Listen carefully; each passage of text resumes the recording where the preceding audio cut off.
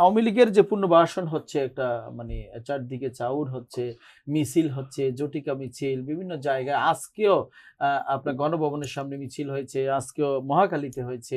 এই যে পরিস্থিতি সৃষ্টি হচ্ছে, একদিকে আবার সরকার বলছেন স্থানীয় সরকার নির্বাচন এবছরের শেষের দিকে হবে, সেখানেও তারা নির্বাচনে অংশগ্রহণ করতে পারবে। এই বিষয়টি আসলে কি এক ধরনের লুকোচুরি বা আওয়ামী লীগ পুনর্বাসনে কি চেষ্টা করা হচ্ছে কিনা, আসলে কি মনে করছেন? দেখুন, এই বিষয়গুলো নিয়ে কথা বলাটা খুবই লজ্জা লাগে আমার, যে অভ্যুত্থান হলো, এতগুলো লাশের উপর দিয়ে অভ্যুত্থান হলো, এত দ্রুতই আমাদেরকে যে আবার এই বিষয় নিয়ে কথা বলতে হবে, এইটাই আসলে আমরা ভাবতে পারি না। যে এবং এটা শুধু এক দল না, এটা শুধু আপনি বিএনপি কে বলবেন, এটা শুধু আপনি এনসিপি কে বলবেন, এটা আপনি জামাতকে বলবেন, কে করছে না।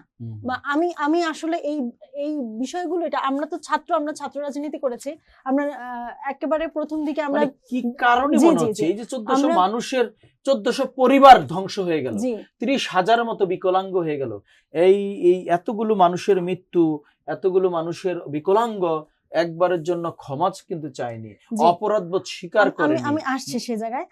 আমরা অনুশোচনা করেন। জি, আমরা যখন প্রথম ছাত্র রাজনীতি করেছি, আমি কিন্তু প্রথম থেকে দলীয় পলিটিক্সে ছিলাম না।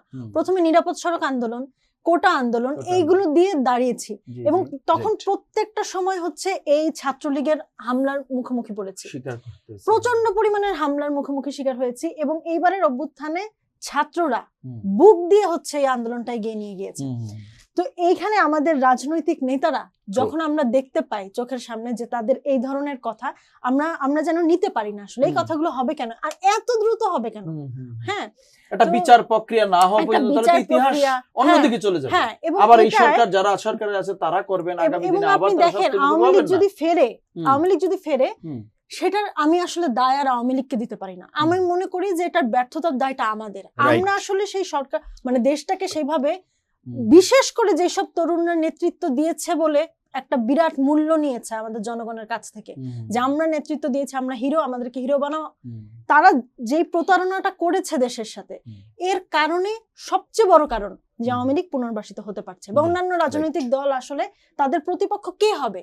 মানে আসলে এখন আমরা সংসদে দেখি যে জামাত প্রতিপক্ষ, কিন্তু আসলে বিএনপি বলেন, যেই বলেন, আমরা তো জামাতকে প্রতিপক্ষ হিসেবেও আসলে নিতে পারছি না ওইভাবে, মানে বিরোধী দল হিসেবে জামাতকে আপনি পারফেক্ট মনে করছেন না। আমি মনে করছি না যে তারা আসলে বিরোধী দলের রাজনীতিটাও বোঝে ইনফ্যাক্ট। ফলে আসলে এই জায়গায় যে ভ্যাকুয়ামটা তৈরি হয়েছে, এই ভ্যাকুয়ামটা পূরণ করতে পারতো আমাদের ছাত্র নেতারা, কিন্তু তারা দেশের সাথে, রাষ্ট্রের সাথে, জনগণের সাথে বিট্রে করার কারণে প্রত্যেকটা দলই বিরোধী দলের একটা শূন্য অবস্থান ফিল করছে বলে আমার মনে হয়। সেই জায়গা থেকে আসলে আওয়ামী লীগকে এক ধরনের স্পেস পেয়ে যাচ্ছে। যারা চিহ্নিত সন্ত্রাসী তাদেরকে তো আসলে মানে ফেরত আনার প্রশ্নই ওঠে না। আমার মনে হয় সেক্ষেত্রে যে পরিমাণের রক্ত আবার মানে জনগণ যে পরিমাণে নামবে, সেটা যেই দলই চাক না কেন এত সহজ হবে না। কিন্তু যাদের নামে আসলে ওই অর্থে অভিযোগটা নাই, তাদের জন্য একটা স্পেস তৈরি হচ্ছে, এই ব্যাপারে আসলে আমার কোনো সন্দেহ নেই, এবং এটা খুব দুঃখজনক। আপনি কিভাবে এই বিষয়টাকে দেখছেন?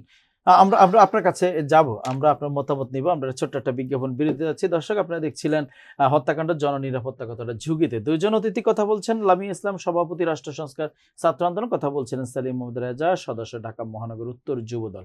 দর্শক, ছোট্ট একটা বিজ্ঞাপন বিরতির পর আবারও ফিরে আসছি, সাথেই থাকুন।